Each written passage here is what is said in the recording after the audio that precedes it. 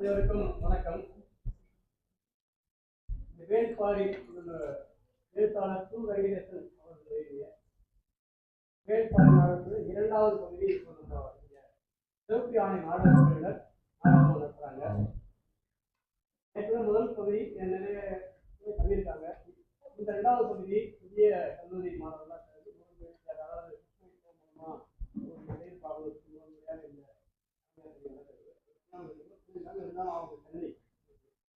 அதாவது செய்தி நம்ம இந்த பாரி பற்றி பொதுவாக எல்லாரும் என்ன தெரியும், முல்லைக்கு பேர் கொடுத்தாங்க ஒரு செய்தியோட இருக்கும்.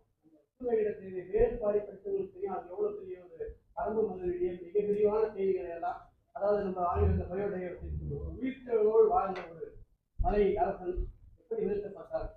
சேரனுக்கும் சோழனுக்கும் போர் நடந்திருக்கிறது, பாண்டியனுக்கும் சோழனுக்கும் போர் நடந்திருக்கிறது, சேரனுக்கும் பாண்டியனுக்கும் நடந்திருக்கிறது. ஆனால் 3 பேரும் சேர்ந்து ஒரு குறுநில மன்னனை பார்க்க வேண்டிய அவசியம் என்ன இருக்கிறது?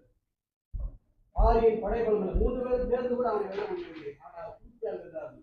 காரணம் பாரியுடைய படைபலம் அல்ல, அங்கிருந்து உயிர்ச்சூழல், அங்கிருந்த மலைகள், தாவரங்கள், பறவைகள் எல்லாமே சேர்ந்து ஒரு மாநிலத்தை, ஒரு மக்களை காப்பிட்டு கொண்டிருந்தது.